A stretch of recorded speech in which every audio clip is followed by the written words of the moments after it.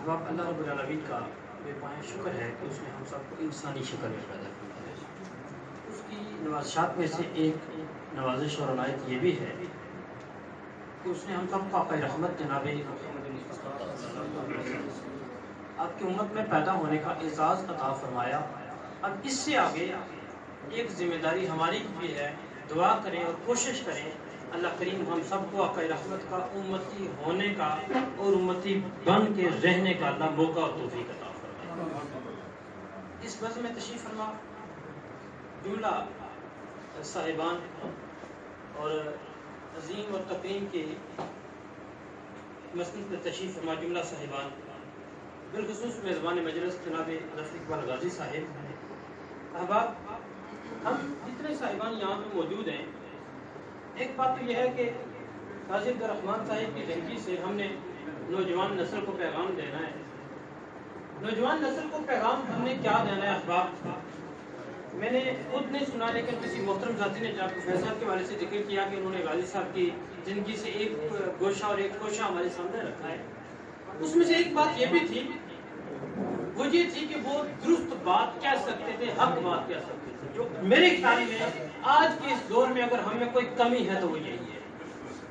اگر آج کے میرے نوجوان میں، میرے بزرگ میں، میرے کسی صاحب میں کمی ہے تو یہی ہے، ہم اگر بات کہہ سکتے ہیں تو کسی خاص قبیلے کے منہ دیکھ کے، کسی خاص جماعت کا منہ دیکھ کے، کسی ہمارے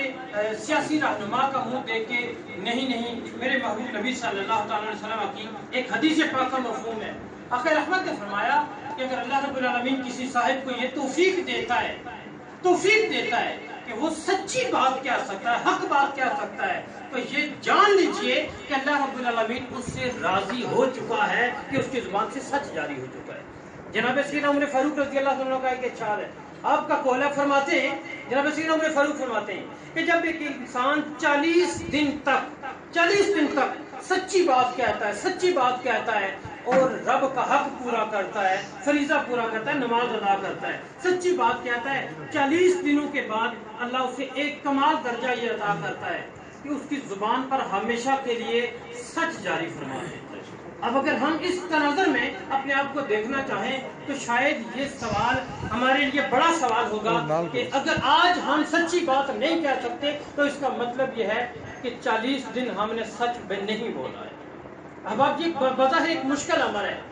میرے نوجوان ساتھی بالخصوص توجہ کریں گے، یہ آج مشکل امر ہے۔ سچ بولنے کا مطلب صرف یہ نہیں ہے کہ زبان سے سچ بول لیا اور کردار جھوٹا ہے۔ سچائی کی ابتدا صرف زبان سے نہیں ہے، سچائی کی ابتدا جیسے محترم فرما رہے تھے گھر سے نکلتے ہوئے ہوتی ہے۔ ہم جب صبح اٹھتے ہیں، اگر گھر میں والدین موجود ہیں، محبت والی نگاہ ان کے قدموں میں ہم رکھ کے باہر نکلتے ہیں، ایک بابا جی مل جاتے ہیں، ان سے محبت والا رشتہ اس لیے اپناتے ہیں کہ یہ میرے باپ کا، میرے دادا کا، میرے کسی بزرگ کا ہم اثر ہے، تو یہ سچائی کی ابتدا یہاں سے ہوتی ہے۔ صرف زبان سے سچ کہہ کے عملاً سچ نہیں، تو یہ بھی ایک بڑا مسئلہ ہے۔ اب یہ داستان بڑی طویل ہے کیونکہ بہت عظیم لوگ ہمارے پاس موجود ہیں، وادی بنا کی، ہماری تحصیل کی، ہمارے ڈسٹرکٹ کی کریم یہاں پہ موجود ہے۔ میں نے ایک پیغام محبت آپ نوجوانوں کے سامنے رکھا ہے اور یہ بات کوشش کیجئے کہ اگر کسی صاحب کا ایک طریقہ بھی ہم زندگی میں اپنا لیں، ایک طریقہ بھی ہم اپنے والد کی اچھائی کا اپنا لیں، غازی عبد الرحمن صاحب کی زندگی کا ایک عمل اگر ہم جان لیں کہ انہوں نے نہ ڈوگرا دیکھا، نہ کوئی قبیلہ دیکھا، نہ کوئی اور برادری دیکھی، باقی اپنے اداؤں میں یہ سمجھا میں رب کے سامنے پیش ہوں اور آج بھی پیش ہوں، کل بھی پیش ہوں گا۔ اگر نماز کی تکمیل ہوتی ہے نا تو علماء بھی تشریف فرما ہے، جناب پروفیسر ہے، میں نے ذاتی طور پہ اس لیے پسند کرتا ہوں، انتہائی ادبی شخصیت ہے۔ جناب سید علی المرتضیٰ، آپ سے پوچھا گیا کہ جب آپ نماز ادا کر رہے تھے تو آپ کے جسم سے تیر نکال لیا گیا، اس کی وجہ کیا ہے؟ کون سی آپ کی نماز تھی؟ جو آپ نے وہاں پہ سچ کی بات کی تھی وہ سمجھیے۔ آپ نے کہا جب میں نماز کے لیے کھڑا ہوتا ہوں تو میں یہ نہیں سمجھتا میں مصلی پہ کھڑا ہوں، میں یہ نہیں سمجھتا کہ میرے پیچھے کون کھڑا ہے، میں یہ نہیں سمجھتا کہ میں کس مصلی پہ، میں ایک بات سوچتا ہوں کہ میں پل صراط کے اوپر کھڑا ہوں، اگر میرا تصور کا گھوڑا بھی کہیں آگے پیچھے چلا گیا تو میں یہیں سے جہنم کے اندر گر جاؤں۔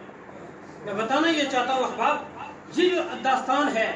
اگر ہم زندگی میں صرف اتنا ہی جان لینا کہ ہم کہاں کھڑے ہیں، اگر ان لوگوں نے یہ سمجھا کہ ہم رب کے سامنے کھڑے ہیں، یہ نہیں مٹیں گے یہ نہیں ختم ہوں گے، کیونکہ میرے مصطفیٰ کریم کی والدہ محترمہ نے بہت پہلے اعلان کیا تھا، جب آپ کو خواتین نے کہا تھا کہ ہاں بہت دور وادی میں ہے، گاٹی میں ہے، آپ مٹ جائیں گی، تو آپ نے ایک جملہ مجھے، آپ کو اور ہماری ماؤں کو یہ دیا تھا، کہا تھا میں نہیں ختم ہونے والی،